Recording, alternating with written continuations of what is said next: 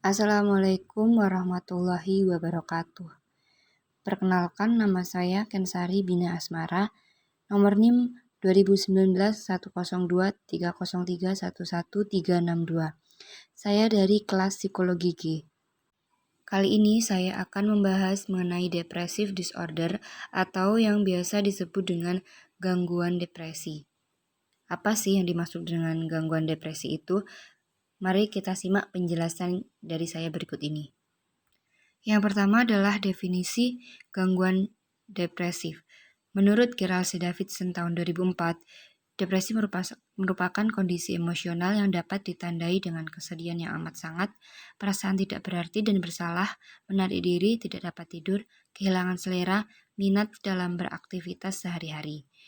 Menurut Yus Joseph tahun 2007, depresi adalah salah satu bentuk gangguan jiwa pada alam perasaan, afektif, dan mood yang terlihat dari kemurungan, kesedihan, kelesuan, kehilangan gairah hidup, tidak ada semangat, dan merasa tidak berdaya, perasaan bersalah atau berdosa, tidak berguna, dan putus asa. Jadi, kesimpulannya, depresi merupakan gangguan emosional atau suasana hati yang buruk yang biasanya ditandai dengan kesedihan yang berkepanjangan, putus harapan dan perasaan bersalah, sehingga seluruh proses mental seperti berpikir, berperasaan, dan berperilaku dapat mempengaruhi motivasi untuk beraktivitas dalam kehidupan sehari-hari maupun pada hubungan interpersonal.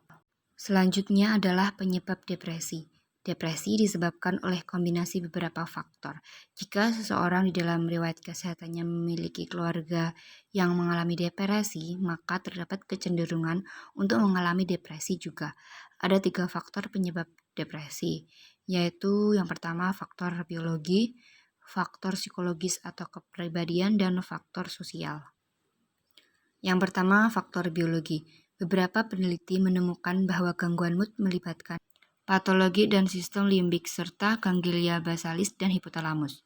Dalam penelitian biopsikologi, norepinefrin dan serotonin merupakan 2 neurotransmitter yang paling berperan dalam patofisiologi gangguan mood. Pada wanita, perubahan hormon dihubungkan dengan kelahiran anak dan menopause juga dapat meningkatkan risiko terjadinya depresi. Yang kedua, yaitu faktor psikologis atau kepribadian. Individu yang dependen, memiliki harga diri yang rendah, tidak asertif, dan menggunakan ruminatif coping. Peneliti juga mengatakan bahwa ketika seseorang merasa tertekan akan cenderung fokus pada tekanan yang mereka rasa dan secara pasif merenung daripada mengalihkannya atau melakukan aktivitas untuk merubah situasi. Pemikiran irasional yaitu pemikiran yang salah dan cenderung menyalahkan diri sendiri atas ketidakberuntungan, sehingga individu yang mengalami depresi cenderung menganggap bahwa dirinya tidak dapat mengendalikan lingkungan dan kondisi dirinya.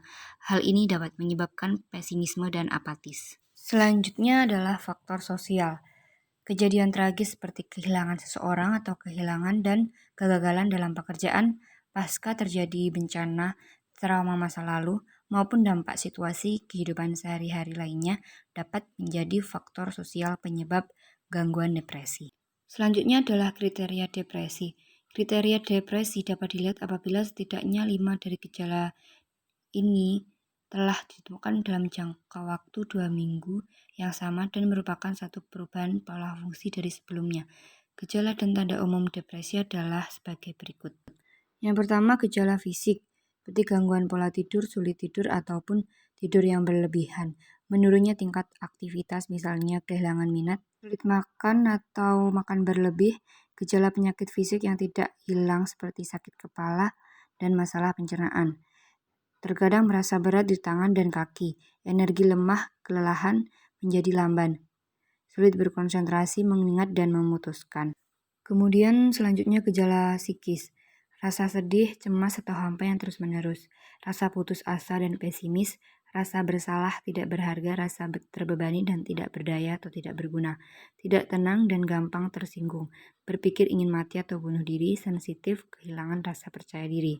Selanjutnya, pada gejala sosial, menurunnya aktivitas dan minat sehari-hari, tidak ada motivasi untuk melakukan apapun, dan hilangnya hasrat untuk hidup dan keinginan untuk bunuh diri.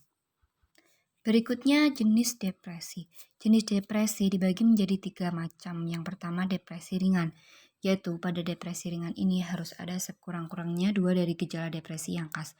Selain itu juga ditambah sekurang-kurangnya 2 dari gejala depresi yang lainnya dan tidak boleh ada gejala yang berat dalam depresi. Pada umumnya orang yang mengalami depresi ringan akan mengalami keadaan resah serta sukar untuk melakukan pekerjaan dan kegiatan sosial. Yang kedua adalah depresi sedang. Harus ada sekurang-kurangnya 2 dari gejala yang khas dari depresi. Kemudian ditambah sekurang-kurangnya 3 dari gejala depresi lainnya. Yang ketiga, depresi berat. Pada depresi berat ini biasanya individu mengalami ketegangan atau kegelisahan yang amat nyata. Kehilangan harga diri dan perasaan dirinya tidak berguna sangat nyata terlihat. Kemudian dampak gangguan depresi. Dampak dari gangguan depresi ini ada yang pertama bunuh diri.